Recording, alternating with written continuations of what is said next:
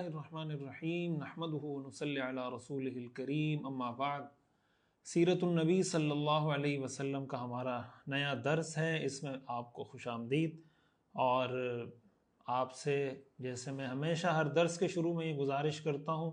کہ سیرت النبی صلی اللہ علیہ وسلم پڑھتے وقت اور سنتے وقت کوشش یہ کیجئے کہ درود شریف کا بہت زیادہ اہتمام کیجئے۔ ایک گزارش آپ سے یہ بھی کروں گا کہ اس سبق کو آپ بہت توجہ سے سنیں، اس کو محض اس طرح جیسے یوٹیوب پہ عام ویڈیوز دیکھی جاتی ہیں اس طرح نہ دیکھیں، بلکہ اس کو بہت اہمیت کے ساتھ فیملی کے ساتھ، دوستوں کے ساتھ، اپنے بچوں کے ساتھ بیٹھ کے دیکھیں۔ اگر آپ اس کا اہتمام کر لیتے ہیں کہ یہ سیرت کی پوری کلاسز، پوری سیریز آپ توجہ کے ساتھ اس طرح فیملی کے ساتھ، بچوں کے ساتھ توجہ سے سن لیتے ہیں، تو مجھے اللہ تعالیٰ کی ذات سے بہت امید ہے کہ یہ کورس ختم ہونے کے بعد، یہ سیریز ختم ہونے کے بعد آپ کی زندگی کا رخ بالکل تبدیل ہو جائے گا۔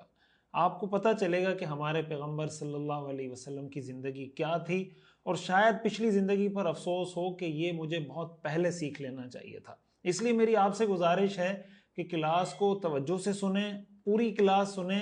اور توجہ سے سنیں، اور ایک دفعہ نہیں، میں تو یہ گزارش کروں گا بار بار سنیں۔ ایک دفعہ سننے سے شاید چیزیں سمجھ نہ آئے، بار بار سنیں گے تو چیزیں بہت اچھے طریقے سے سمجھ میں آ جائیں گی۔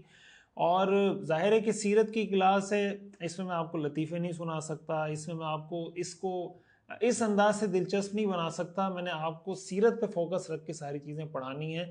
تو اس لیے یہ میری گزارش ہے کہ اس کو پوری توجہ سے سنیں۔ جو ہمارا کلاس کا دورانیہ ہوتا ہے 45 منٹ سے 1 گھنٹے کے دوران، اس کے اندر ہم کوشش کرتے ہیں کہ اس کو مکمل کریں۔ میرے ذہن میں کئی دفعہ یہ بات آئی کہ ہم کوئی 15 منٹ 20 منٹ کی کلاسز ریکارڈ کروائیں، لیکن وہ پھر بہت زیادہ لمبی سیریز ہو جائے گی، پھر ہم ہفتے میں 2 دفعہ 3 دفعہ چلائیں، تو اس سے بہتر ہے میں نے سوچا کہ بھائی ایک ہی دفعہ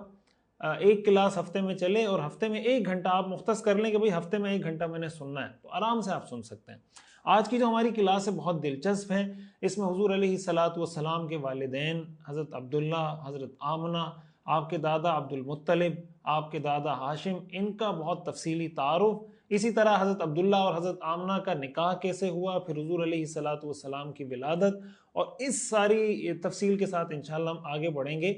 اور اس سے انشاءاللہ آپ سمجھیں کہ ہم سیرت کی بنیاد آگے رکھ کے انشاءاللہ آگے چلیں گے۔ سب سے پہلے میں آتا ہوں، اور سب سے پہلے میں حضور علیہ السلام کے جو دادا ہیں ہاشم، ہم نے نسب میں پڑھا تھا نا، محمد بن عبداللہ بن عبد المطلب بن ہاشم۔ ہاشم کی وجہ سے حضور علیہ السلام کو ہاشمی کہا جاتا ہے۔ ہاشم حضور علیہ السلام کے دادا ہیں، ان کا اصل نام تھا عمر۔ دیکھیں اردو میں 2 لفظ لکھے جاتے ہیں، ایک عمر عین میم را، ایک ہوتا ہے عمر۔ عمر جب لکھا جاتا ہے وہ عین میم را اور واو لکھا جاتا ہے۔ ہمارے بہت سے لوگ اردو میں جب نام پڑھتے ہیں تو اس کو عمرو پڑھتے ہیں، حضرت عمرو نے فرمایا، تو یہ عمرو نہیں ہے، یہ واو اس کے ساتھ اس لیے لکھا جاتا ہے تاکہ عمر اور عمر میں فرق ہو جائے، تو ایک ہے عمر ایک ہے عمر۔ تو ہاشم کا اصل نام تھا عمر، اور عمر کا مطلب یہ کہ جب عین میم را لکھیں گے اس کے آگے واو لکھیں گے۔ ہاشم ان کا لقب تھا۔ ہاشم کا مطلب ہوتا ہے سرید بنانے والے، جو روٹیاں توڑ کے سالن میں سرید بناتے ہیں نا۔ ان کے بارے میں کہا جاتا ہے کہ انہوں نے سب سے پہلے مکہ کے لوگوں میں، مکہ میں جب قحط پڑا تو انہوں نے، یہ تجارتی سفر پر تھے، شام گئے ہوئے تھے، انہوں نے اس سفر میں ان کو اطلاع ملی کہ مکہ کے لوگ قحط میں مبتلا ہو گئے ہیں، تو انہوں نے وہاں بہت ساری روٹیاں، کھانے کی چیزیں آرڈر کی اور اس کو مکہ بھجوایا فوری طور پر، اور اس کو توڑ کر لوگوں کے لیے پیش کیا کہ بھائی قحط کے ان دنوں میں اس کو کھاؤ، اور اپنی طرف سے سخاوت کا ایک بہت اعلیٰ مظاہرہ کیا، جس کی وجہ سے ان کا لقب ہاشم پڑ گیا، یعنی روٹیاں توڑ توڑ کے کھلانے والا۔ ہاشم ان کا لقب ہے، رسول اللہ صلی اللہ علیہ وسلم کے جد امجد ہیں۔ ان کا تعارف تھوڑا سا ہمیں سمجھنا اس لیے ضروری ہے کہ حضور علیہ السلام کی سیرت میں ہمیں جگہ جگہ اس کا تذکرہ ملے گا۔ حضرت ہاشم کی ایک اہلیہ ہیں جن کا نام ہے سلمہ بنت عمر۔ سلمہ بنت عمر ان کا نام ہے۔ یہ مدینہ منورہ، اس وقت مدینہ منورہ کو یثرب کہا جاتا تھا۔ یثرب کا ایک قبیلہ تھا بنو نجار، یہ اس سے تعلق رکھتی تھیں۔ ہاشم نے نکاح کیا سلمہ بنت عمر سے، یعنی ان کی اہلیہ کا نام تھا سلمہ، انہوں نے نکاح کیا، اور پھر جب یہ حاملہ ہوئی تو یہ انہوں نے جانا تھا تجارتی سفر پر شام کے لیے۔ ان کے حوالے سے پہلے میں آپ کو یہ بتا دوں کہ ہاشم حضور علیہ السلام کے جو دادا ہیں، یہ وہ شخصیت ہیں جنہوں نے قریش کے اندر ان تجارتی سفر کا، جو بزنس کے لیے ایکسپورٹ امپورٹ کا پورا ایک سلسلہ، ایک سیٹ اپ ایک سسٹم جو شروع کیا تھا عربوں کے لیے، قریش کے لیے، وہ حضور علیہ الصلوۃ والسلام کے دادا ہاشم نے شروع کیا تھا. وہ سیٹ اپ جس کا قرآن کریم سورہ قریش میں اللہ تعالیٰ نے ذکر کیا ہے، لِإِيلَافِ قُرَيْشٍ إِيلَافِهِمْ رِحْلَةَ الشِّتَاءِ وَالصَّيْفِ، کہ ایک سفر یہ سردی میں کرتے ہیں، ایک سفر یہ گرمی میں کرتے ہیں. تو ہاشم نے معاہدہ کیا شام کے بادشاہ کے ساتھ کہ بھائی ہم یہاں پہ آ کے تجارت کریں گے، اور تاکہ آپ ہمیں ہر لحاظ سے سیکورٹی فراہم کریں، ہمیں یہاں مارکیٹ فراہم کریں، منڈی فراہم کریں، ہم یہاں بزنس کریں گے. اسی طرح ہاشم کے بھائی تھے عبد شمس. عبد شمس نے معاہدہ کر لیا حبشہ کے بادشاہ کے ساتھ کہ بھائی ہم یہاں پہ آ کے کاروبار کریں گے. اسی طرح ہاشم کے دوسرے بھائی تھے نوفل بن عبد مناف، انہوں نے عراق کے بادشاہ کے ساتھ معاہدہ کر لیا کہ بھائی ہم یہاں پہ آ کے کاروبار کریں گے. اور اسی کے ساتھ ساتھ جو مطلب، ہاشم کے روایات میں آتا ہے کہ سب سے بڑے بھائی تھے، بعض روایات سے پتہ چلتا ہے کہ چھوٹے بھائی تھے، مطلب ان کا نام تھا. انہوں نے یمن کے بادشاہ کے ساتھ معاہدہ کر لیا کہ بھائی ہم یمن میں آ کے کاروبار کریں گے. اس طریقے سے ان کے قافلے، یعنی سردیوں میں جو قافلے جاتے تھے وہ یمن، حبشہ اور عراق کی طرف تجارتی قافلے جاتے تھے قریش کے، اور سردیوں میں گرمیوں میں یہ قافلے شام کی طرف جاتے تھے. اس پورے تجارتی سیٹ اپ کا آغاز کرنے والے وہ حضور علیہ الصلوۃ والسلام کے دادا ہاشم تھے، جس کا اللہ تعالیٰ نے قرآن میں حوالہ دیا ہے کہ بھئی تم پوری دنیا میں جاتے ہو رحلۃ الشتاء والصیف فلیعبدوا رب ھذا البیت، پوری دنیا تمہاری عزت کرتی ہے کہ یہ بیت اللہ کے خادم ہیں. تم حبشہ جاتے ہو، یمن جاتے ہو، تم عراق جاتے ہو، وہ لوگ تمہارا احترام کرتے ہو، پوری دنیا میں تمہارا بزنس پھیل گیا ہے اس بیت اللہ کی وجہ سے. تو تمہیں چاہیے کہ اس بیت اللہ کے رب کی عبادت کرو. فَلْيَعْبُدُوا رَبَّ هَذَا الْبَيْتِ، اس لیے کہ تمہارا جتنا پروٹوکول ہے، تمہاری جتنی عزت احترام ہے، اللہ تعالیٰ نے بیت اللہ کی وجہ سے دی ہے. بہرحال تو ہاشم حضور علیہ الصلوۃ والسلام کے دادا، یہ شام ان کا سفر ہوتا رہتا تھا، اور اس تجارتی سیٹ اپ کی وجہ سے بھی قریش کی بہت زیادہ عزت تھی. یعنی اس سے آپ اندازہ لگا سکتے ہیں کہ ان کا کتنا بڑا بزنس کا سیٹ اپ تھا کہ ایک بھائی شام کی طرف جا رہے ہیں، ایک یمن کی طرف، ایک حبشہ کی طرف، ایک عراق کی طرف. پورا یعنی قبیلہ ان کا ایک بہت بڑی آپ کہہ لیں ایک بزنس کمیونٹی تھی. اس قریش کا جو یہ خاندان تھا، یہ عربوں کی بزنس کمیونٹی تھی. تو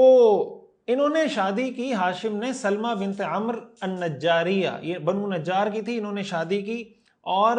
سفر پہ جا رہے تھے شام. یہ حاملہ تھی تو یہ یثرب ان کو لے گئے کہ وہاں بچے کی ولادت ہو جائے گی جب تک میں شام کا سفر کر کے واپس آ جاؤں گا. انہوں نے وہاں ان کو چھوڑا ہے اور وہاں سے یہ روانہ ہو گئے شام کی طرف اور غزہ تشریف لے گئے. فلسطین کا جو علاقہ ہے غزہ، ہم سب جانتے ہیں غزہ کو، وہاں پہ تشریف لے گئے اسی کاروباری سلسلے میں، اور وہیں پر ان کا انتقال ہو گیا. اور یہ سلمہ بنت عمرو حاملہ تھی، وہاں ان کا انتقال ہو گیا غزہ میں. اسی وجہ سے غزہ کو غزۃ بنی ہاشم بھی کہتے ہیں، غزۃ ہاشم بھی کہتے ہیں، یعنی حضرت ہاشم کی طرف منسوب کر کے کہتے ہیں کہ ہاشم کا غزہ. وہاں پہ حضور علیہ الصلوۃ والسلام کے دادا ہاشم کا انتقال ہو گیا. کچھ عرصے بعد سلمہ بنت عمرو جو ان کی اہلیہ تھی، ان کے ہاں بچے کی ولادت ہوئی. اس بچے کا انہوں نے نام رکھا شیبہ. شیبہ عربی میں شیب کے معنی بڑھاپے کے ہوتے ہیں، سفید بالوں کو بھی شیب کہتے ہیں.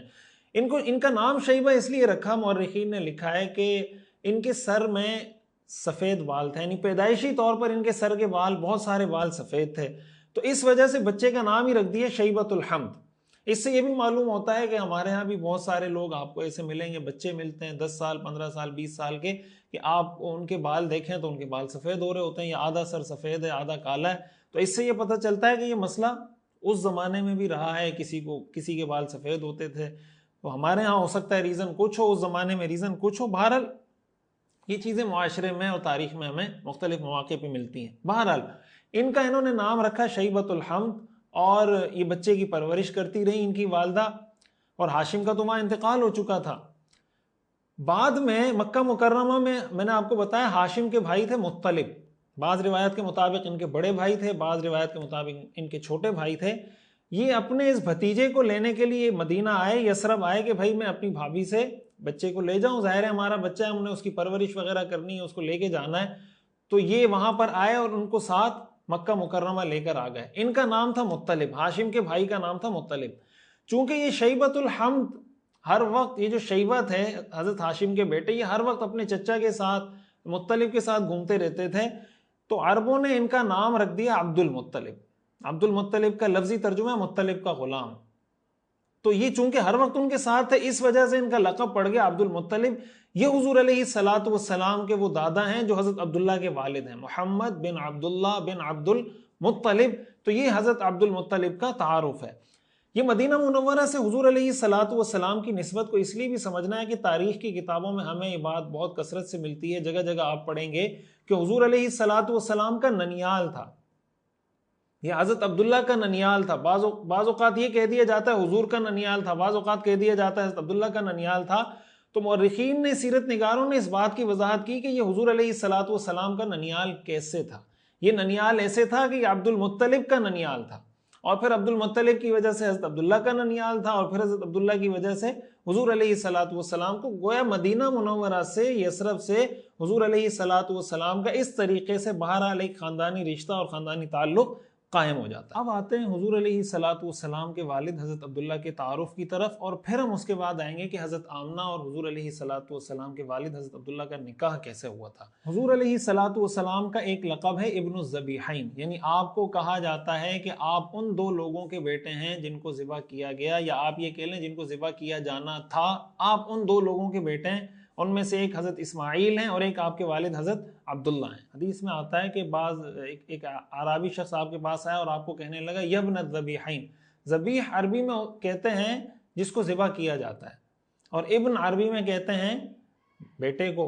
آپ جانتے ہیں, ہم یہ بات پڑھ چکے ہیں کہ حضور علیہ الصلوۃ والسلام حضرت اسماعیل علیہ السلام کی اولاد میں سے ہیں. حضرت اسماعیل کا لقب ہے ذبیح,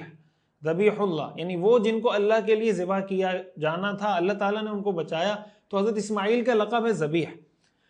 حضور علیہ الصلوۃ والسلام کے جو والد ہیں عبداللہ, یہ بھی ذبیح ہیں, یعنی ان کو بھی ذبح کیا جانا تھا, اللہ تعالیٰ نے ان کی حفاظت کی, ان کو بچایا. وہ حفاظت کیسے کی, بچایا کیسے, کہ جب عبد المطلب یعنی حضور علیہ الصلوۃ والسلام کے دادا جب زمزم کا کنواں تلاش کر رہے تھے, کھود رہے تھے, تو اس موقع پر ان کا ایک بیٹا تھا. انہوں نے اس وقت یہ نظر مانی کہ اگر اللہ مجھے 10 بیٹے دے دے تو میں ایک کو ذبح کر دوں گا. ایک وقت آیا, اللہ تعالیٰ نے 10 بیٹے دے دیے. عبداللہ بھی آپ کے بیٹے تھے اور لاڈلے بیٹے تھے. اب انہوں نے قرعہ ڈالی کہ بھئی اللہ نے مجھے 10 بیٹے دیے ہیں تو میں کس بیٹے کو ذبح کروں, تو قرعہ حضرت عبداللہ کے نام پہ نکلا. اب وہ پریشان کہ بھئی یہ تو میرا اتنا لاڈلا بیٹا ہے, ان کو میں ذبح کیسے کر سکتا ہوں. دوبارہ انہوں نے لوگوں سے مشورہ کیا, انہوں نے کہا آپ ایسا کریں کہ اس کے بدلے میں 10 اونٹ آپ رکھیں, 10 اونٹ ایک طرف رکھیں اور ان کا نام دوسری طرف, قرعہ دوبارہ ڈالیں. قرعہ انہوں نے دوبارہ ڈالی تو پھر حضرت عبداللہ کے نام پہ نکل آیا. پھر انہوں نے 10 اونٹ اور بڑھا دیے, 20 اونٹ کر دیے. پھر قرعہ ڈالی کہ بھائی 20 اونٹ ذبح کروں یا عبداللہ اپنے بیٹے کو ذبح کروں, قرعہ ڈالی تو پھر عبداللہ کے نام پہ نکل آیا, تو 10 اونٹ اور بڑھا دیے, 30 کر دیے. اس طرح کرتے کرتے کرتے 100 اونٹ تک یہ پہنچے, اور پھر جب انہوں نے قرعہ ڈالی تو 100 اونٹوں کے نام پہ نکلی. انہوں نے اپنے بیٹے کے بدلے میں 100 اونٹ ذبح کر دیے. اس معنی میں حضور علیہ الصلوۃ والسلام کے والد حضرت عبداللہ بھی ذبیح ہو گئے, یعنی یہ بھی وہ شخصیت ہے جن کو ذبح کیا جانا تھا, اور 100 اونٹ ان کے بدلے میں ذبح کیے گئے تو ان کی جان اللہ تعالیٰ نے بچا لی, 100 اونٹ ذبح کر دیے گئے. تو یہ روایت ہے, علامہ جلال الدین سیوطی رحمہ اللہ نے در المنصور کے اندر یہ حضرت معاویہ رضی اللہ تعالیٰ عنہ کی ایک روایت نقل کی کہ ان کے پاس ایک شخص ہے اور یہ سوال کرنے لگے کہ بھائی ذبیح حضرت اسماعیل علیہ السلام تھے یا حضرت اسحاق علیہ السلام تھے, یعنی جو واقعہ حضرت ابراہیم علیہ السلام کے بیٹے کا قرآن میں ہے, یہ حضرت اسماعیل کا واقعہ ہے یا حضرت اسحاق علیہ السلام کا واقعہ ہے. تو اس موقع پر حضرت معاویہ رضی اللہ تعالیٰ عنہ نے یہ پورا واقعہ بتایا کہ بھائی میں تمہیں اس کی تفصیل بتاتا ہوں, اور پھر فرمایا کہ اس طرح حضور کے سامنے ایک دفعہ ایک شخص آیا اور حضور کو کہنے لگا یبن الذبیحین, اے ان دو لوگوں کے بیٹے جن کو ذبح کیا جانا تھا. تو حدیث میں آتا ہے آپ علیہ الصلوۃ والسلام مسکرا دیے اور آپ نے ان کو منع نہیں کیا. تو اس وجہ سے حضور علیہ الصلوۃ والسلام کا جو لقب ہے, حضور علیہ الصلوۃ والسلام کا لقب ابن الذبیحین بھی ہے, یعنی 2 ان لوگوں کے بیٹے جن کو ذبح کیا جانا تھا, ایک اسماعیل علیہ السلام اور ایک آپ کے والد عبداللہ. اس معنی میں حضور علیہ الصلوۃ والسلام کے جو والد ہیں وہ بھی ذبیح ہیں. اچھا, ایک بات اس سے بڑی اہم جو یہاں ہمیں سمجھنی چاہیے, سیرت ہی کا درس چل رہا ہے, جو ہم اس کو پریکٹیکل لائف میں امپلیمنٹ کر سکتے ہیں. حضرت عبد المطلب نے جان کی جو دیت رکھی, جو بلڈ منی جس کو کہا جاتا ہے, 100 اونٹ رکھے. اچھا, مزے کی بات یہ کہ اسلام جب آیا, اسلامی تعلیمات آئیں, حضور علیہ الصلوۃ والسلام کی بعثت ہوئی, آپ نے لوگوں کو دین کی طرف بلایا, اسلام نے بھی قتل کی جو دیت رکھی ہے وہ 100 اونٹ رکھی ہے. یہ بڑی پوائنٹ کی بات ہے، اس کو سمجھنے کی کوشش کریں۔ اسلام نے بھی جو بلڈ منی ہے، جو دیت ہے، کسی کو اگر قتل کر دیا جاتا ہے اس کی جو دیت ہے وہ 100 اونٹ رکھی ہے۔ اس سے ہمیں یہ سمجھ میں آتا ہے، اور یہ بات میں وقتاً فوقتاً جگہ جگہ آپ کو یہ بات ریمائنڈ کرواتا رہوں گا بہت سارے واقعات کی روشنی میں، اسلام کا مزاج یہ ہے کہ بھائی اگر کہیں پر کوئی ٹھیک چیز ہے تو آپ اگر کہیں پہ کوئی ریفارمز کرنے جا رہے ہیں، کوئی اصلاح کرنے جا رہے ہیں، کچھ چیزوں کو بہتر امپروو انہانس کرنے جا رہے ہیں، تو آپ چیزوں کو 2 کیٹیگریز میں تقسیم کریں کہ بھائی یہاں پر اس ادارے میں، اس آرگنائزیشن میں، اس ملک میں، اس شہر میں، اس یونین کونسل میں، اس گھر میں، جس کو بھی آپ جس میں بھی آپ ریفارم کرنے جا رہے ہیں، یہاں پہ یہ کام ٹھیک ہو رہے ہیں، 1 2 3 4 5 یہ کام ٹھیک ہو رہے ہیں، اور یہ جو 6 7 8 کام ہے، یہ جو لسٹ ہے، یہ کام خراب ہو رہے ہیں، اس پر اپریشیٹ کریں یا کہیں کہ بھئی ٹھیک ہے اس کام پہ ہم آپ کو کچھ نہیں کہتے، ویل ڈن، سیٹ چل رہا ہے، اس کو ہم نے ٹھیک کرنا ہے۔ کسی بھی معاشرے کی اصلاح کا جو طریقہ نبوی طریقہ ہے، قرآنی طریقہ ہے، وہ یہ ہے کہ جو معاشرے میں پہلے سے کچھ چیزیں چل رہی ہیں تو صرف اس وجہ سے اس کو ریجیکٹ کر دینا، صرف اس وجہ سے اس کو رد کر دینا، صرف اس وجہ سے اس پہ آبجیکشن لگا کے اس کو واپس کر دینا کہ یہ مجھ سے پہلے لوگوں نے بنائی ہوئی ہیں، یہ چیزیں میرے سے پہلے کی بنی ہوئی ہیں، لہٰذا میں اس کو کوئی ویلیو نہیں دیتا، اگر ٹھیک بھی ہوں پھر بھی میں اس کو ریجیکٹ کرتا ہوں، یہ اسلام کا مزاج نہیں ہے۔ اگر آپ معاشرے میں کوئی اصلاح کا کام کر رہے ہیں، گھر میں کوئی اصلاح کا کام کر رہے ہیں، تو کوشش کریں دونوں کام تلاش کریں۔ حضور علیہ الصلوۃ والسلام نے جو دیت برقرار رکھی وہی دیت برقرار رکھی جو عبد المطلب نے متعین کی تھی، لیکن چونکہ یہ اسلام کے حکم سے ٹکراتی نہیں ہے، متصادم نہیں ہے، اسلام نے اس کو نہیں چھیڑا۔ حضرت خدیجہ رضی اللہ تعالی عنہا کے لیے آپ جانتے ہیں، آگے ہم اس کی تفصیل پڑھیں گے، جب آپ شام کے سفر پہ تشریف لے گئے، حضرت خدیجہ کے ساتھ آپ کا ایک بزنس کانٹریکٹ سائن ہوا، آپ نے مزاربت کے طور پر حضرت خدیجہ سے انویسٹمنٹ لی، آپ نے جا کے بزنس کیا، کاروبار کیا، اپنا پروفٹ رکھ کے باقی سارا حضرت خدیجہ کو واپس کر دیا۔ تو ان کا جو آپس میں کانٹریکٹ ہوا تھا، جو معاہدہ ہوا تھا، وہ مزاربہ کا ہوا تھا۔ اب یہ مزاربہ کا جو کانٹریکٹ ہے یہ پہلے سے چلا آ رہا تھا، یعنی اسلام سے پہلے سے یہ چلا آ رہا تھا۔ حضور علیہ الصلوۃ والسلام نے آنے کے بعد یہ نہیں فرمایا کہ بھئی مزاربہ کا جو معاملہ پہلے چلتا تھا اب ختم، آئندہ کے بعد ہم آپ کو ایک نیا سسٹم دے رہے ہیں، لہٰذا نئے سسٹم کے تحت آپ نے کانٹریکٹ کرنا ہوگا۔ بہت سارے ایسے معاملات بھی تھے جس کی فقہاء نے نام لکھے، منابذہ ہے، القاء الحجر ہے، ملامسہ ہے، وغیرہ وغیرہ، میں اس کی تفصیل میں بھی نہیں جا سکتا، وقت نہیں ہے۔ وہ آپ نے باطل کر دی کہ بھئی یہ سارے طریقے غلط ہیں کاروبار کے،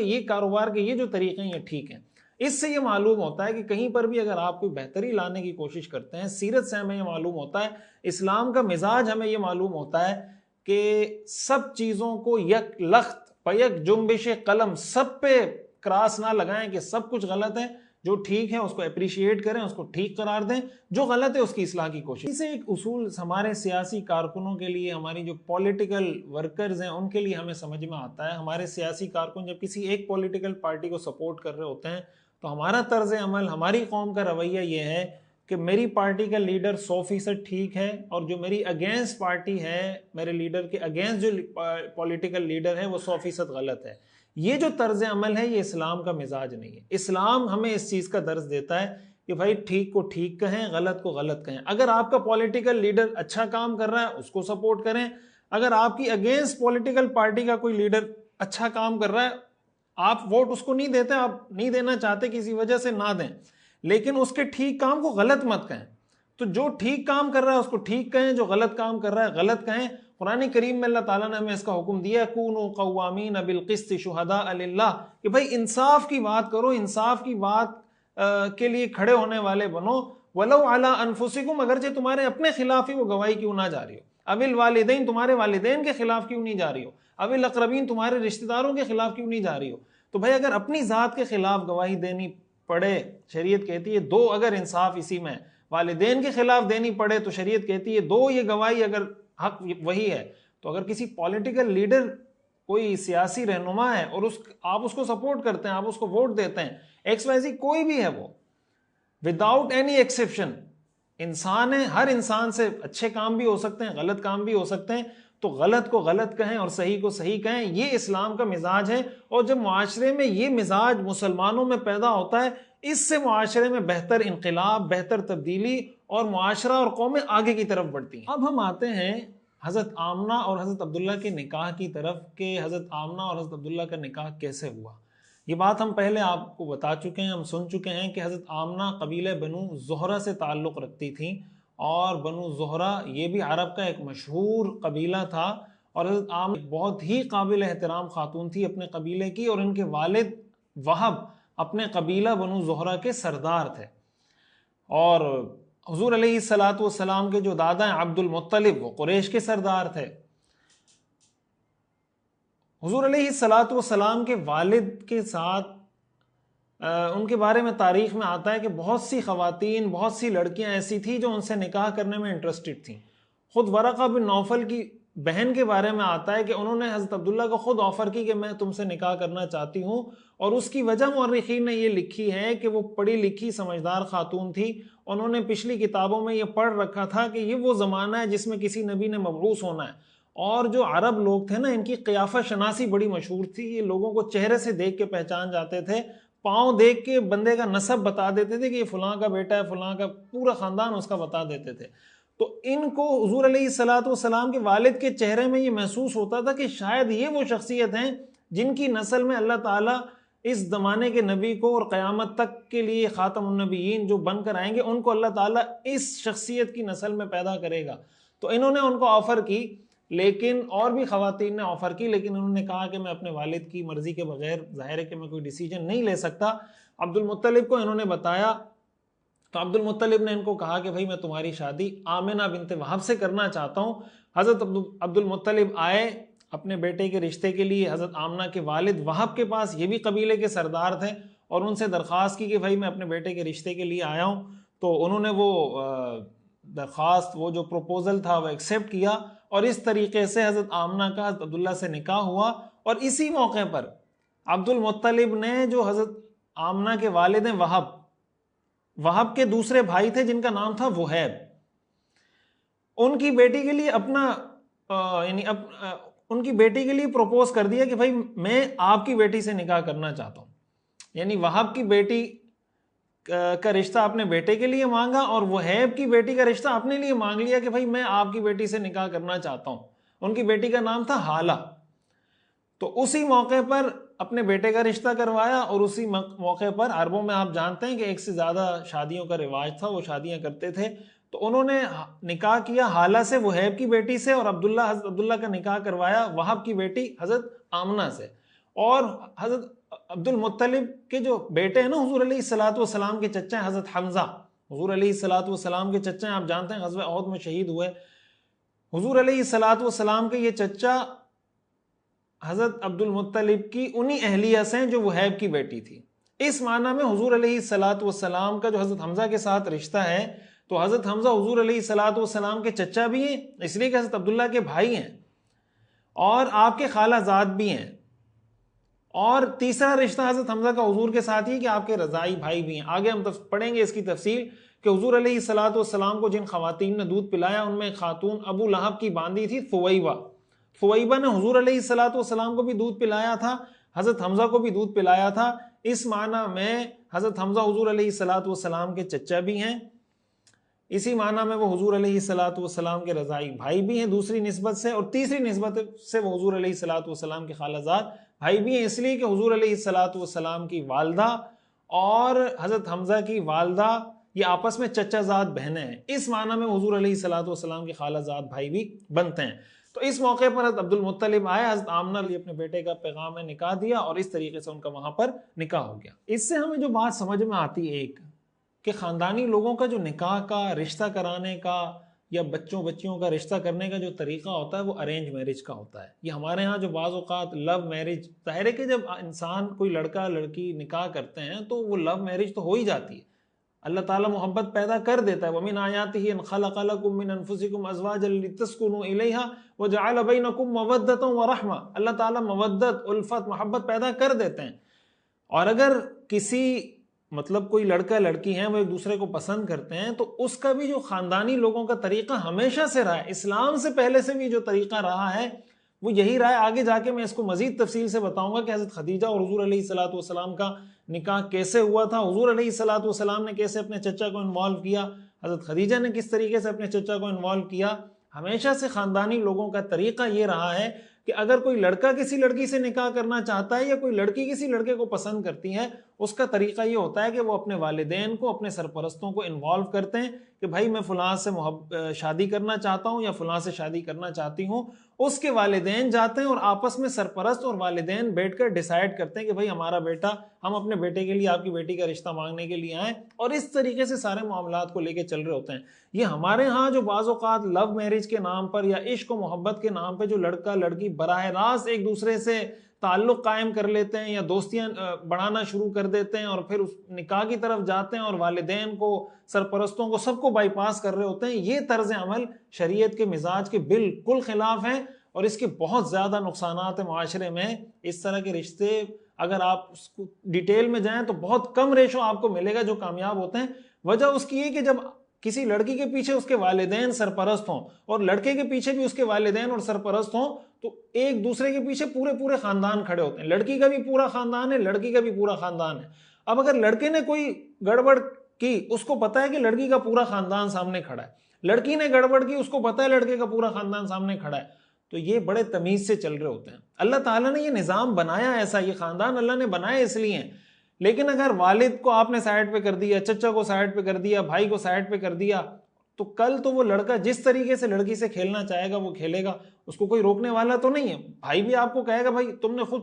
کیا ہے، ہم سے کیوں پوچھتی ہو یا ہمیں کیوں بلا رہی ہو، والد بھی یہی کہے گا۔ تو اس لیے خاندانی لوگوں کا نکاح کا، رشتہ کرنے کا، شادی کرنے کا طریقہ ہمیشہ سے یہ رہا ہے کہ وہ اپنے بڑوں کو انوالو کر۔ جب حضور علیہ الصلوۃ والسلام کے والد حضرت عبداللہ اور حضرت آمنہ کا نکاح ہو گیا تو کچھ عرصے بعد حضرت آمنہ حضور علیہ الصلوۃ والسلام کی جو والدہ محترمہ ہیں وہ حاملہ ہوئی۔ حضرت عبداللہ شام کے تجارتی سفر پہ ان کو جانا تھا، اور میں آپ کو پہلے بتا چکا ہوں کہ یثرب، مدینہ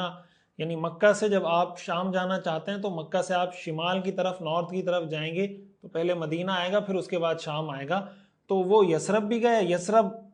بنو نجار آپ کا ننیال بنتا ہے، میں نے آپ کو بتایا کہ ننیال اس معنی میں کہ عبد المطلب کی جو والدہ ہیں وہ وہاں کی ہیں، تو حضرت عبداللہ کا بھی وہ ننیال بنتا ہے۔ وہ وہاں بھی کچھ عرصہ ٹھہرے اور پھر سفر پہ تشریف لے گئے، پھر مدینہ منورہ آئے اور وہیں پر ان کا یثرب میں انتقال ہو گیا۔ بیمار ہوئے، 25 سال کی عمر، اور بعض روایات میں آتا ہے کہ 28 سال کی عمر میں ان کا انتقال ہو گیا۔ حضرت آمنہ اس وقت حاملہ تھی اور امید سے تھی، اور یہاں پر حضور علیہ الصلوۃ والسلام کے والد کا حضور علیہ الصلوۃ والسلام کی پیدائش سے پہلے ہی انتقال ہو گیا، وہ دنیا سے پردہ فرما گئے،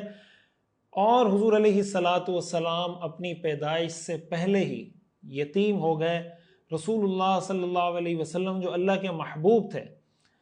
حضور علیہ الصلوۃ والسلام کے دکھوں اور تکلیفوں کا آغاز ان کی پیدائش سے پہلے ہی ہو چکا تھا، اس لیے کہ جب آپ پیدا ہوئے ہیں، یتیم بھی بہت مختلف طرح کے ہوتے ہیں۔ کچھ یتیم وہ ہوتے ہیں جن کے والد کا انتقال 12 سال میں ہوتا ہے، 10 سال میں ہوتا ہے، 8 سال میں ہوتا ہے۔ حضور علیہ الصلوۃ والسلام وہ یتیم تھے جنہوں نے کبھی زندگی میں کسی کو ابو جان یا بابا جان یا پاپا یا ڈیڈی یہ لفظ کبھی حضور علیہ الصلوۃ والسلام نے زندگی میں کسی کے لیے استعمال ہی نہیں کیا، اس لیے کہ جب آپ پیدا ہوئے ہیں تو آپ کے والد کا سایہ آپ کے سر سے اٹھ چکا تھا۔ اور میراث میں انہوں نے اونٹ، کچھ بکریاں اور ایک باندی تھی ایمن حبشہ کی رہنے والی، وہ میراث میں چھوڑی، اور پھر یہ میراث میں حضرت آمنہ کو منتقل ہوئی، اور حضرت آمنہ سے یہ چیزیں پھر بعد میں حضور علیہ الصلوۃ والسلام کو منتقل ہو گئیں۔ اور آپ جانتے ہیں کہ حضور علیہ الصلوۃ والسلام کی پرورش پھر حضرت آمنہ نے کی، اور آپ کی عمر 6 سال تھی کہ آپ کی والدہ محترمہ حضرت آمنہ بھی اس دنیا سے کوچ کر گئیں۔ اس کا تفصیلی واقعہ انشاءاللہ ہم اگلے سبق میں ذکر کریں گے، لیکن اس طریقے سے آپ بچپن میں ہی والد کے سائے سے بھی محروم ہو گئے اور والدہ کے سائے سے بھی محروم۔ اس میں بھی اللہ تعالیٰ کی بڑی حکمتیں ہیں کہ اللہ تعالیٰ نے ہمارے حبیب، اپنے حبیب، ہمارے پیغمبر، ہمارے آقا حضرت محمد صلی اللہ علیہ وسلم کو یتیم کیوں پیدا کیا۔ بہت سی حکمتیں، اللہ اپنے کام کی حکمتوں کو بہت بہتر طریقے سے جانتا ہے، لیکن کچھ چیزیں جو علماء نے لکھی ہیں ان میں سے ایک حکمت کہ حضور علیہ الصلوۃ والسلام کو اللہ تعالیٰ نے لیڈر بنانا تھا، قائد بنانا تھا۔ آپ کے اندر اپنی فطری کوالٹیز، نیچرل کوالٹیز، صلاحیتیں تو اللہ تعالیٰ نے بے پناہ رکھ دی تھیں، لیکن اللہ تعالیٰ نے آپ کو دنیا میں مختلف مشکلات سے گزارا۔ ہر کٹھن جو پاسبل کوئی دنیا کا مشکل کام ہے، اللہ تعالیٰ نے اپنے حبیب کو اس سے گزارا ہے، تاکہ ان سارے تجربات سے گزر کر، تجربات سے انسان سیکھتا ہے، مشکلات سے انسان کی ترقی ہوتی ہے، مشکلات سے انسان آگے بڑھتا ہے، مشکلات انسان کو چیلنج دیتی ہے، اس چیلنج کو آدمی ایکسیپٹ کرتا ہے اور اس کے بعد وہ آگے بڑھتا ہے۔ حضور علیہ الصلوۃ والسلام کو اللہ تعالیٰ نے دنیا کا عظیم ترین لیڈر بنانا تھا، عظیم ترین قائد بنانا تھا، اس لیے حضور علیہ الصلوۃ والسلام کو شروع سے ان مشکلات سے گزارا گیا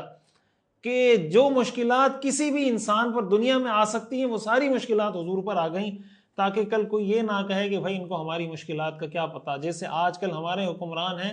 جو سونے کی چمچ منہ میں لے کے پیدا ہوتے ہیں، ان کو عوام کا کچھ پتہ نہیں، ان کو عوام کی غربت کا احساس نہیں ہے، جو غربت کی لکیر سے نیچے عوام زندگی گزار رہی ہے، جو 12,000 تنخواہ میں، 20,000 تنخواہ میں، 15,000 تنخواہ میں جو آدمی گزارا کر رہا ہے، اس کو کیا پتا کہ 20,000 تنخواہ میں کیسے گزارا کیا جاتا ہے۔ اس نے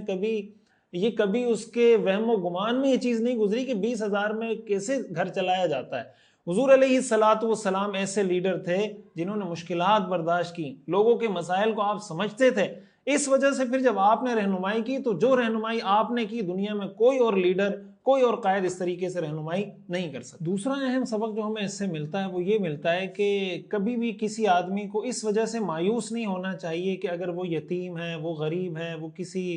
ایسے خاندان میں پیدا ہوا ہے جس کا مالی جو بیک گراؤنڈ ہے مالی اعتبار سے فائنانشلی بہت زیادہ سٹرونگ نہیں ہے، تو اس کو یہ نہیں سوچنا چاہیے کہ بھائی میں دنیا میں آگے ترقی نہیں کر سکتا۔ آپ کو دینی اعتبار سے بھی، دنیاوی اعتبار سے بھی اس کی بہت ساری مثالیں مل جائیں گی کہ ایک آدمی یتیم پیدا ہوا، غریب گھرانے میں پیدا ہوا، لیکن اس نے محنت کی، اللہ تعالیٰ نے اس کو کامیابی عطا کی۔ رسول اللہ صلی اللہ علیہ وسلم دنیا کے تمام یتیموں کے لیے ایک رول ماڈل ہیں کہ حضور علیہ الصلوۃ والسلام بھی یتیم تھے۔ جو دنیا میں اپنے آپ کو بے سہارا سمجھتا ہے، جو سمجھتا ہے کہ میں دنیا میں ترقی نہیں کر سکتا اس لیے کہ میں یتیم ہوں، اللہ تعالیٰ نے اپنے پیغمبر کو یتیم بنایا تاکہ آپ کا یہ جو نیچرل پیدائش کا عمل ہے یہ بھی لوگوں کے لیے سہارا بن جائے کہ ہمارے پیغمبر یتیم تھے، پوری دنیا کے عظیم ترین لیڈر بنے، ایسے لیڈر جس کا اعتراف دشمن کرتے ہیں، تو میں اپنے اس پیغمبر کا امتی ہو کر میں بھی یقیناً کامیابی حاصل کر سکتا ہوں۔ ہمیں تاریخ میں اس کی بہت سی مثالیں ملتی ہیں۔ امام بخاری رحمۃ اللہ علیہ کا آپ نے نام سنا ہوگا، صحیح بخاری کتاب اللہ کے بعد، قرآن کے بعد سب سے صحیح ترین کتاب، علماء نے اس کو متفقہ طور پر قرار دیا ہے۔ امام بخاری یتیم تھے۔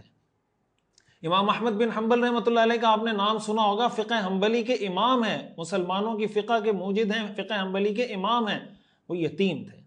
امام شافعی رحمۃ اللہ علیہ کا آپ نے نام سنا ہوگا، امام شافعی فقہ شافعی کے بانی ہیں، ان کی طرف اس کی نسبت کی جاتی ہے۔ امام شافعی رحمۃ اللہ علیہ یتیم تھے۔ امام ابو یوسف رحمۃ اللہ علیہ کا آپ نے نام سنا ہوگا، فقہ حنفی کے بہت بڑے امام، امام ابو حنیفہ کے شاگرد ہیں، اور فقہ حنفی میں بہت سارے مسائل میں انہوں نے امام ابو حنیفہ سے اختلاف کیا، اور فقہ حنفی میں امام ابو یوسف کے قول پر فتویٰ دیا گیا۔ بعد میں یہ چیف جسٹس بنے، قاضی القضات بنے، یہ یتیم تھے۔ حضور علیہ الصلوۃ والسلام نے دنیا میں آ کر ہر بے سہارا شخص کو اس بات کا پیغام دیا۔ اللہ تعالیٰ نے انسانیت کو یہ پیغام دیا کہ بھائی اگر کوئی تمہیں مایوس کرنے کی کوشش کرے تو مایوس مت ہونا۔ انسان اس بات کا مکلف ہے کہ اپنی کوشش کرے، اپنی محنت کرے، اور اپنی محنت اور کوشش کرنے کے بعد نتیجہ اللہ پر چھوڑ دے، لیکن صرف اس وجہ سے کہ بھائی میں غریب گھر میں پیدا ہوا ہوں، یا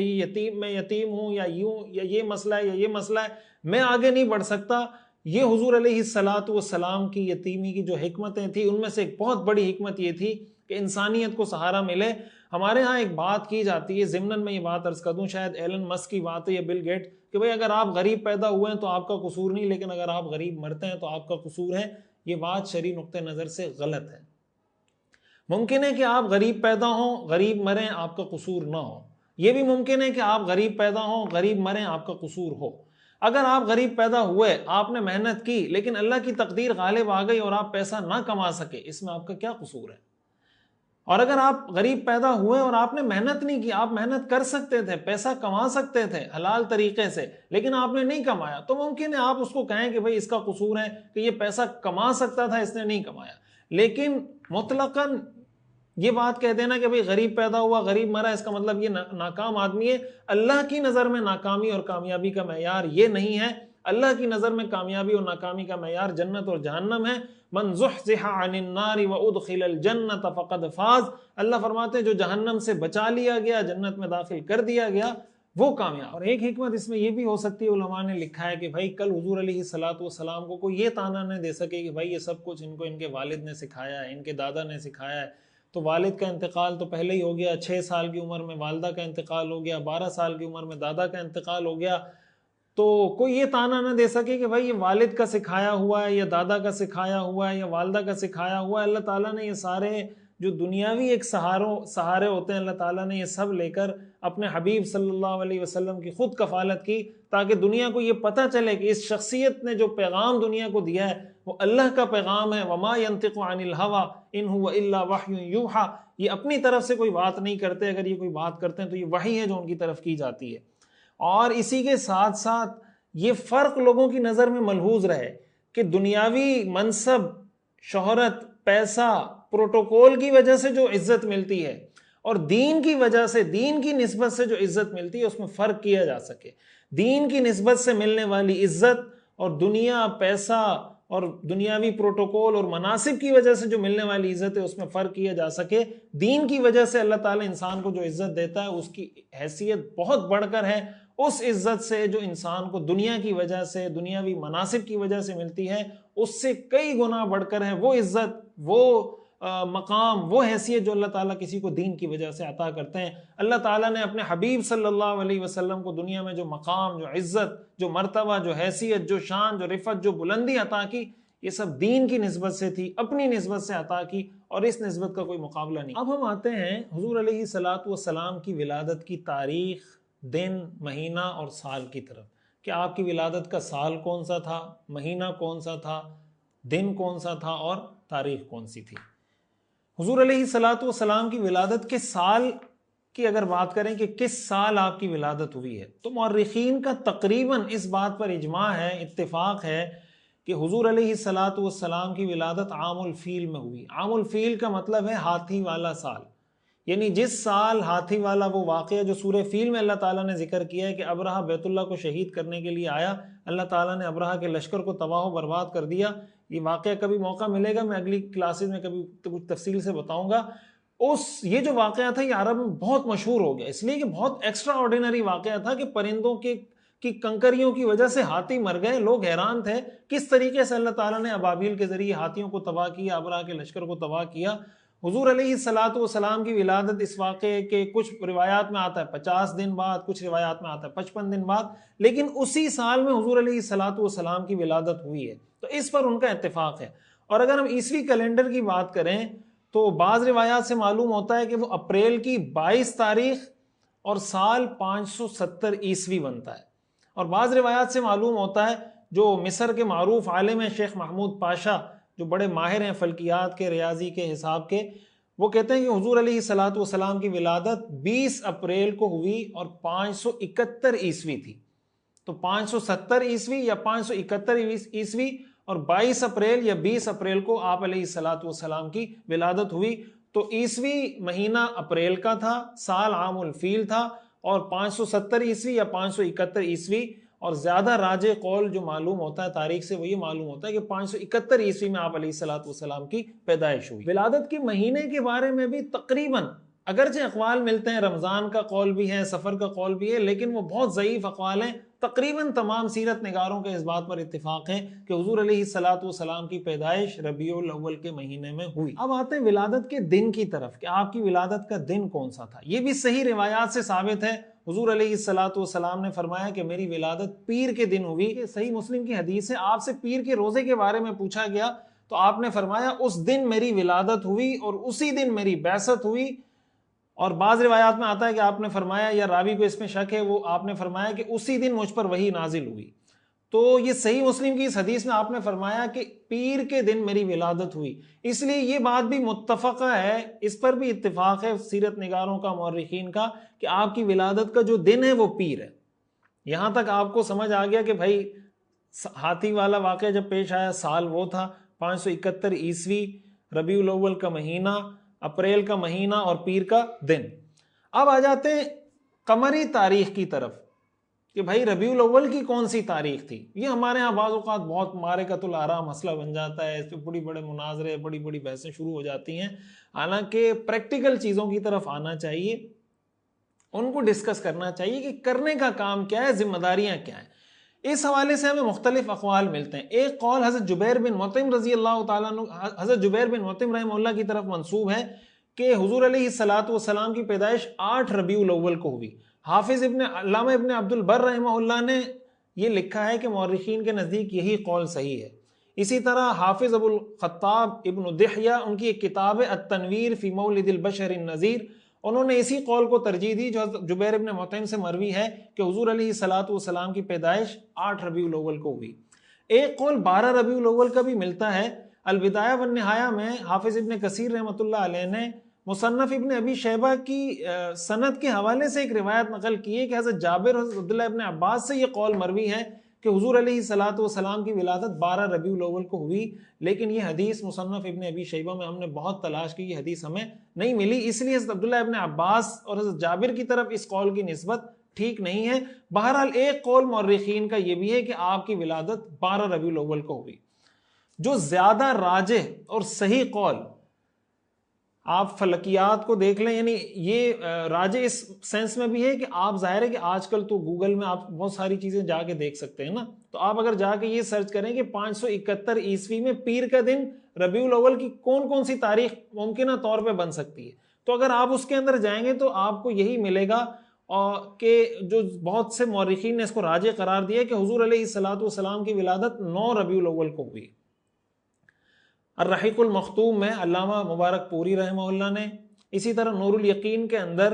علامہ محمد الخضری بک، جو میں نے آپ کو کتاب کے بارے میں بتایا تھا، اس کے اندر انہوں نے شیخ محمود پاشا الفلکی، مصر کے عالم فلکیات کے بہت بڑے ماہر ہیں، ان کا قول نقل کیا کہ انہوں نے پوری تحقیق کی ہے، حساب کتاب کر کے جو تحقیق کی ہے، انہوں نے یہ نکالا کہ حضور کی پیدائش 9 ربیع الاول کو ہوئی۔ احسن الفتاویٰ کے اندر حضرت مفتی رشید احمد صاحب رحمۃ اللہ علیہ نے، آپ جانتے ہیں مفتی رشید احمد صاحب رحمۃ اللہ علیہ پاکستان میں بلکہ علماء کے طبقے میں فلکیات کے ماہر ترین آدمی تھے، اور ان کے بارے میں بڑے عجیب عجیب واقعات مفتی تقی عثمانی صاحب دامت برکاتہم، ان کے استاد ہیں مفتی رشید احمد صاحب رحمۃ اللہ علیہ، تو وہ ان کے واقعات بتاتے ہیں کہ ان کو کتنی مہارت تھی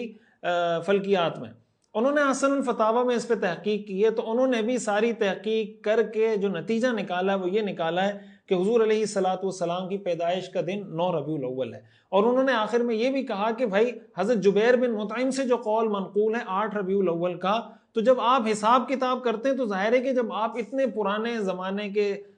دنوں کا، سالوں کا حساب کریں گے تو ایک دن آگے پیچھے ہونا اس میں اس کا امکان بہرحال رہتا ہے، اس لیے حضرت جبیر بن مطعم کا جو قول ہے 8 ربیع الاول یا 9 ربیع الاول، یہ قول زیادہ راجح معلوم ہوتا ہے کہ آپ کی ولادت یا 8 ربیع الاول کو ہوئی ہے یا 9 ربیع الاول کو ہوئی ہے، اور اس کو آپ سرچ کرنا چاہیں تو اس طریقے سے کر سکتے ہیں کہ بھائی 571 یا 570 عیسوی میں پیر کا دن کون کون سی تاریخوں میں آ رہا تھا، ربیع الاول کی کون کون سی ممکنہ تاریخیں اس زمانے میں ہو سکتی تھیں۔ بہرحال یہ سارے اقوال ہیں، زیادہ تر جو اقوال ہیں وہ 8 ربیع الاول سے 12 ربیع الاول تک ہیں، 8، 9، 10 کا قول بھی ہے، 12 ربیع الاول کا قول بھی ہے۔ یہ وہ تاریخیں ہیں جن کے بارے میں کہا جاتا ہے کہ حضور علیہ الصلوۃ والسلام کی ولادت ان تاریخوں میں۔ اب ایک چیز رہ جاتی ہے کہ حضور علیہ الصلوۃ والسلام کی پیدائش کہاں پر ہوئی، یعنی آپ کی جائے پیدائش کیا ہے، پلیس آف برتھ آپ کا کیا ہے۔ یہ تو ہم نے بات کی ڈیٹ آف برتھ اور اسی طرح ایئر آف برتھ اور منتھ آف برتھ کی، اب بات کرتے ہیں پلیس آف برتھ کی۔ حضور علیہ الصلوۃ والسلام کے والد حضرت عبداللہ کا مکان تھا مکہ کا جو مشہور پہاڑ ہے جبل ابو قبیس، اس کے دامن میں حضور علیہ الصلوۃ والسلام کے والد حضرت عبداللہ اور حضرت آمنہ کا گھر تھا، اس گھر میں حضور علیہ الصلوۃ والسلام کی ولادت ہوئی، اور جب آپ کو ہجرت کرنی پڑی تو آپ کے جو چچا زاد تھے عقیل بن ابی طالب، جو حضرت علی رضی اللہ تعالیٰ عنہ کے بھائی تھے، اور بنو ہاشم میں سب سے آخر میں مسلمان ہونے والے یہ تھے، اور ان کا طرز عمل یہ تھا کہ جو ہجرت کرتا جاتا یہ اس کے مکان پہ قبضہ کر کے اس کو بیچتے چلے جاتے تھے، حتیٰ کہ اپنے بھائی حضرت جعفر بن ابی طالب جب انہوں نے ہجرت کی تو ان کا مکان بھی انہوں نے قبضہ کیا اور اس کو بیچ دیا۔ بہرحال آخر میں یہ بھی مسلمان ہو گئے تھے، صحابی حضرت عقیل بن ابی طالب رضی اللہ تعالیٰ عنہ۔ حضور علیہ الصلوۃ والسلام نے جب ہجرت کی تو انہوں نے حضور علیہ الصلوۃ والسلام کا مکان بھی لے کر اس طریقے سے، بعض روایات میں آتا ہے کہ اپنے پاس رکھا، بعض میں آتا ہے کہ انہوں نے بیچ دیا۔ بعد میں اس میں مسجد بنی، اور پھر عباسی دور میں جب خلیفہ ہارون رشید کی والدہ جب آئیں خیزران تو انہوں نے اس پہ مسجد تعمیر کروائی، بعد میں اس کو مکان بنا دیا گیا، گھر بنا دیا گیا۔ شیخ عباس بن یوسف القطان 1370 ہجری میں ان کی وفات ہوئی ہے، انہوں نے اس مکان کو اپنے ذاتی اخراجات سے تعمیر کر کے ایک لائبریری بنا دی۔ آج یہ ایک لائبریری کی شکل میں، آپ اگر مکہ مکرمہ جائیں، ہم کوشش کریں گے اس کی تصویر بھی یہاں پر لگا دیں، تو اس پر ابھی بھی ایک کتبہ لکھا ہوا ہے مکتبۃ مکہ المکرمہ۔ یہ جو مکتبۃ مکہ المکرمہ ہے یہ حضور علیہ الصلوۃ والسلام کی جائے پیدائش ہے، اور مورخین اور سیرت نگاروں نے لکھا ہے کہ یہ ان مقامات میں سے ہے کہ جو آج بھی یعنی مستند طریقے سے اپنی جگہ پر محفوظ ہے، اور اس کو متعین طور پہ کہا جا سکتا ہے کہ حضور علیہ الصلوۃ والسلام کی جائے پیدائش ہے۔ تو آپ اگر کبھی مکہ عمرے کے لیے جائیں، حج کے لیے جائیں، تو کوشش کریں یہاں کا ضرور وزٹ کریں، حضور علیہ الصلوۃ والسلام کی جائے پیدائش۔ اور جو روایت میں نے آپ کے سامنے پڑھی پیر کے حوالے سے کہ حضور علیہ الصلوۃ والسلام نے فرمایا کہ پیر کے دن میری ولادت ہوئی، تو اس سے معلوم ہوتا ہے کہ حضور علیہ الصلوۃ والسلام پیر کے دن کا روزہ رکھا کرتے تھے۔ آپ پیر کے دن کا روزہ بھی رکھتے تھے، جمعرات کے دن کا روزہ بھی رکھتے تھے۔ اس لیے ہم سب مسلمانوں کو چاہیے کہ ہم صرف رمضان کے روزوں پر اکتفا نہ کیا کریں۔ یہ ہم سیرت کی کلاس سن رہے ہیں نا، میں ہمیشہ یہ گزارش کرتا ہوں کہ بھائی سیرت اس نیت سے سنیں کہ انشاءاللہ ہم عمل کی کوشش کریں گے۔ تو نیت کر لیں کہ بھائی ہم نے انشاءاللہ کبھی زندگی میں اگر مستقل کر لیں تو سبحان اللہ، نہیں تو کبھی کبھی گرمیوں میں مشکل ہو رہا ہے تو سردیوں میں نیت کر لیں کہ بھئی سردیوں میں انشاءاللہ میں پیر اور جمعرات کا روزہ رکھوں گا۔ آپ علیہ الصلوۃ والسلام پیر اور جمعرات کا روزہ بھی رکھتے تھے۔ ایام 20 جو ہر اسلامی مہینے کی 3 تاریخیں 13، 14، 15 ان کا بھی آپ روزہ رکھا کرتے تھے۔ تو ہمیں یہ کوشش کرنی چاہیے کہ مہینے میں ہم کم از کم 3 روزے ایام 20 کے رکھ لیں، یا پھر پیر کا روزہ جمعرات کا روزہ رکھنے کی کوشش کریں۔ حضور علیہ الصلوۃ والسلام کی سنت کو زندہ کریں، اس کی اللہ تعالیٰ بہت برکتیں انشاءاللہ عطا فرمائے۔ اب ہم آتے ہیں اس سبق کے آخری حصے کی طرف۔ یہ مسئلہ ہمارے ہاں بہت ڈسکس ہوتا ہے جب بھی حضور علیہ الصلوۃ والسلام کی ولادت کی بات آتی ہے کہ حضور علیہ الصلوۃ والسلام کی ولادت کے دن کو منانا، جشن عید میلاد النبی منانا کیسا ہے، اس کی شرعی حیثیت کیا ہے۔ ظاہر ہے جب ولادت کی بات آئی ہے تو اس پہ میں کچھ مختصر گزارشات آپ کے سامنے رکھتا ہوں، لیکن میں پہلے آپ سے یہ گزارش کروں گا کہ اس کو آپ کسی فرقے کی اینک لگا کر مت دیکھیں، اس کو کسی فرقہ وارانہ تناظر میں مت دیکھیں، اس کو قرآن حدیث کی روشنی میں سمجھنے کی کوشش کریں، سیرت اور تاریخ کی روشنی میں سمجھنے کی کوشش کریں، تو انشاءاللہ امید ہے بات جو واضح بات ہے وہ سمجھ میں آ جائے گی۔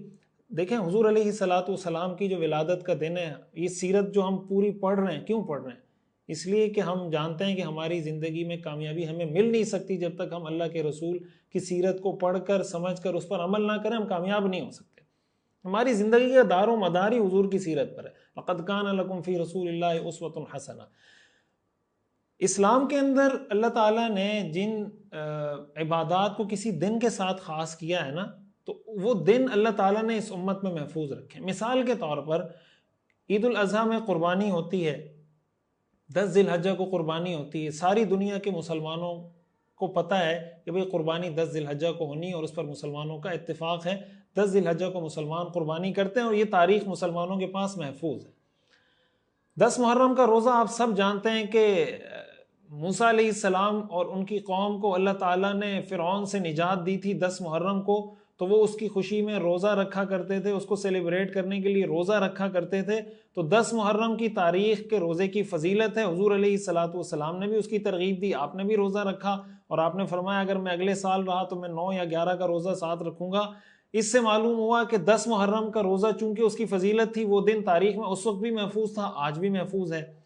چھوٹی عید یکم شوال کو ہوتی ہے، یہ ساری دنیا میں محفوظ ہے، سب مسلمانوں کو پتہ ہے کہ چھوٹی عید کا جو دن ہے وہ شوال کی 1 تاریخ ہے، وہ دن مسلمانوں کے پاس محفوظ ہے۔ اس طریقے سے جو تاریخیں امت میں کسی عبادت کے لیے اللہ تعالیٰ نے مخصوص کر دی، اس کی تاریخوں کو بھی اللہ تعالیٰ نے محفوظ رکھا۔ لیکن حضور علیہ الصلوۃ والسلام کی ولادت کی جو تاریخ ہے، میں آپ کو اس کی تفصیل بتا چکا ہوں، اس کے اندر اختلاف ہے،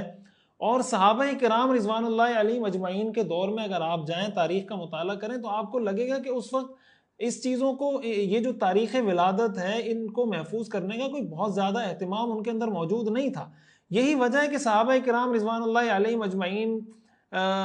کی روایات میں، تاریخ میں ہمیں اس چیز کے بارے میں ڈسکشن ہی نہیں ملتی کہ کبھی کسی صحابی نے اس کو ڈسکس کیا ہو، سوال کیا ہو کہ آپ کی تاریخ پیدائش کیا تھی، کس تاریخ کو آپ کی پیدائش، یہ چیزیں صحابہ آپس میں ڈسکس نہیں کیا کرتے تھے۔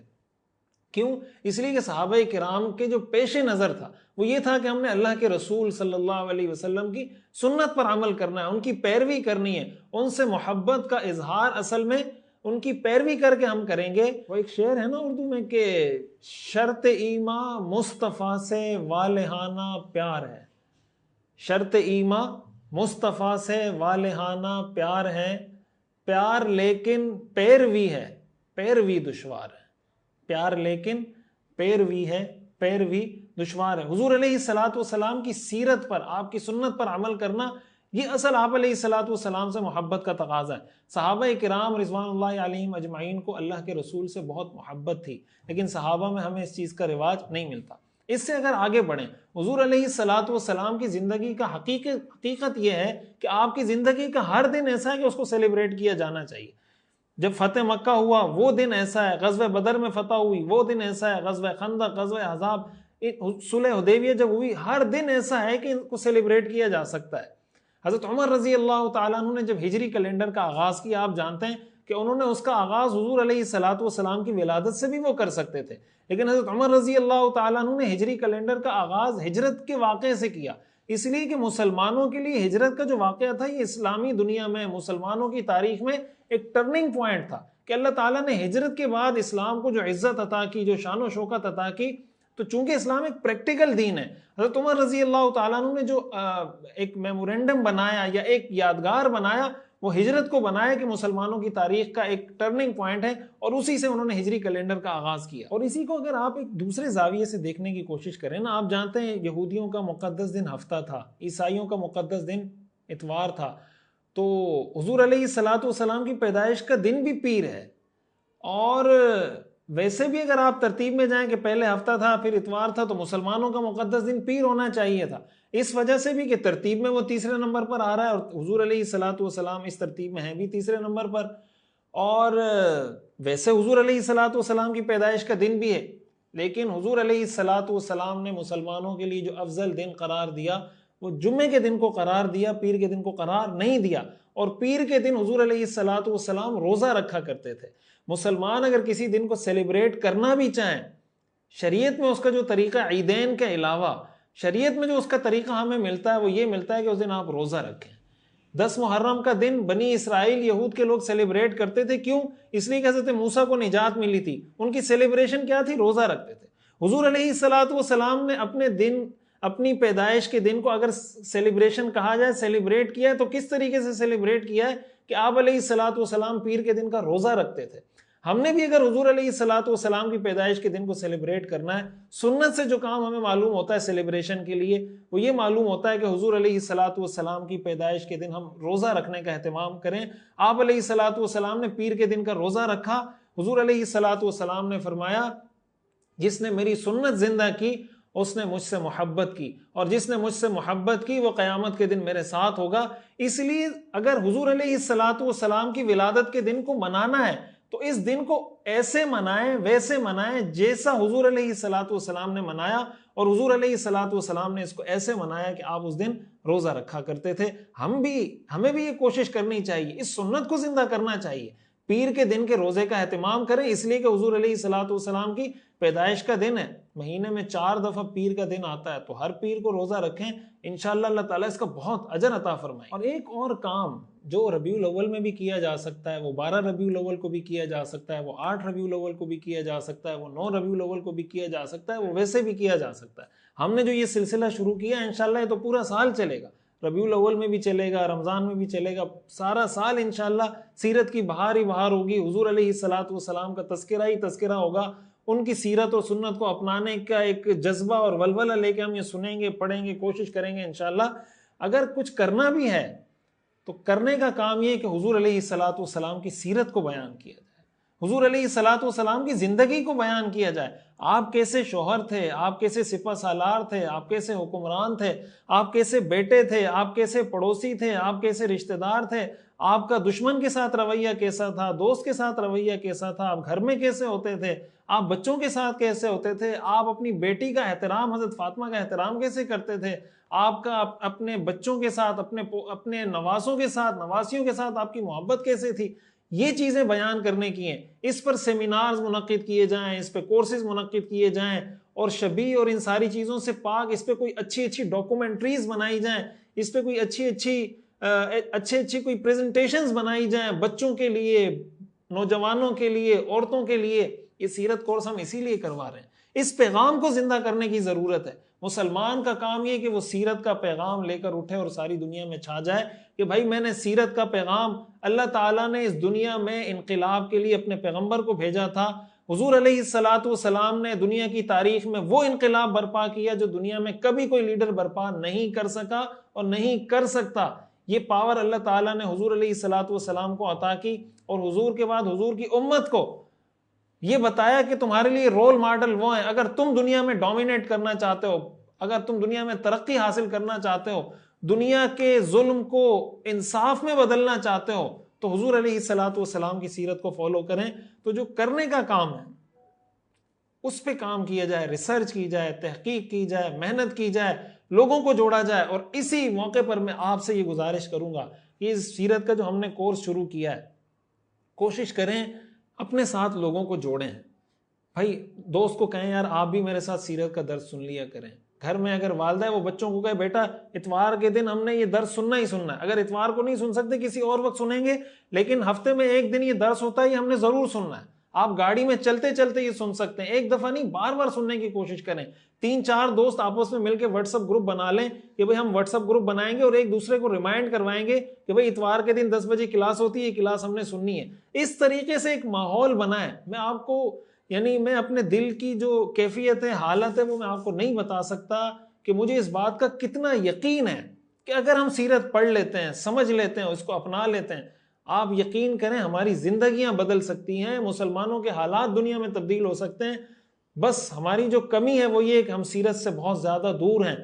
ہم زبانی نعرے تو بہت لگاتے ہیں لیکن حقیقت میں حضور علیہ الصلوۃ والسلام کی پیروی سے بہت دور ہیں۔ میں ایک حدیث سنا کر بات ختم کروں گا۔ حضرت معاذ بن جبل رضی اللہ تعالیٰ عنہ حضور علیہ الصلوۃ والسلام کے بہت محبوب صحابی ہیں۔ یہ وہ صحابی ہیں جن کو حضور علیہ الصلوۃ والسلام نے فرمایا تھا یا معاذ انی احبک، اے معاذ میں تم سے محبت کرتا ہوں۔ جب آپ علیہ الصلوۃ والسلام نے ان کو یمن کی طرف بھیجا، یمن کی طرف آپ نے ان کو روانہ کیا لوگوں کو دین سکھانے کے لیے، تو روایات میں آتا ہے کہ آپ ان کے ساتھ ساتھ پیدل چلتے جا رہے تھے، یہ گھوڑے پر سوار تھے۔ حضور علیہ الصلوۃ والسلام ان کو رخصت کرنے کے لیے ان کے اعزاز و اکرام میں پیدل چلتے چلے جا رہے تھے، یہاں تک کہ آپ پیدل چلتے چلتے چلتے مدینہ کی حدود سے باہر نکل گئے، اور وہاں جب پہنچے حضور علیہ الصلوۃ والسلام نے حضرت معاذ سے فرمایا کہ اے معاذ، شاید اب جب تمہارا مدینہ میں آنا ہوگا تو میری قبر سے تمہارا گزر ہوگا، شاید اب میری اور تمہاری اس دنیا میں دوبارہ ملاقات نہیں ہو سکے گی۔ روایات میں آتا ہے معاذ رضی اللہ تعالیٰ عنہ بہت زیادہ غمگین ہوئے، بہت زیادہ رونے لگے۔ حضور علیہ الصلوۃ والسلام نے جب دیکھا کہ حضرت معاذ رضی اللہ تعالیٰ عنہ روئے جا رہے ہیں، ان کی سسکیاں ختم نہیں ہو رہی، آپ علیہ الصلوۃ والسلام کا رخ یمن کی طرف تھا، وہ یمن ظاہر جا رہے تھے، آپ نے اپنا چہرہ مبارک پھیر دیا، شام کی طرف آپ نے اپنا چہرہ پھیر دیا۔ حضرت معاذ کا رخ اس طرف ہے، حضور علیہ الصلوۃ والسلام کا رخ اس طرف۔ حضور علیہ الصلوۃ والسلام نے ان سے رخ پھیر کر ایک حدیث ارشاد فرمائی، ایک بات ارشاد فرمائی۔ آپ نے فرمایا یا معاذ ان اول الناس بی المتقون من کانوا وحیث کانوا، اے معاذ میرے سب سے زیادہ قریب، میرے دل کے سب سے زیادہ قریب، مجھ سے سب سے زیادہ قریب وہ لوگ ہیں المتقون، جو متقی ہوں، جو اللہ سے ڈرتے ہوں، جو سنت اور سیرت پہ عمل کرنے والے ہوں، من کانوا، وہ کوئی بھی ہو، وحیث کانوا، کہیں بھی ہوں، میرے دل کے سب سے زیادہ قریب وہ لوگ ہیں جو متقی ہوں، وہ کوئی بھی ہو، کہیں بھی ہو۔ اس لیے اگر تم یمن میں مجھ سے دور ہو تو پریشان مت ہونا، اگر تم میری سنت پہ عمل کرتے ہو تو تم مجھ سے قریب ہو، اور اگر کوئی مدینہ میں رہ کر بھی میری سنتوں پہ عمل نہیں کرتا وہ مجھ سے دور ہے۔ ہم ذرا اپنی زندگی پہ نظر ڈالیں، ہماری زندگی میں سیرت کی اہمیت کیا ہے، سنت کی اہمیت کیا ہے، ہم اس کو فالو کرنے کی کتنی کوشش کرتے ہیں۔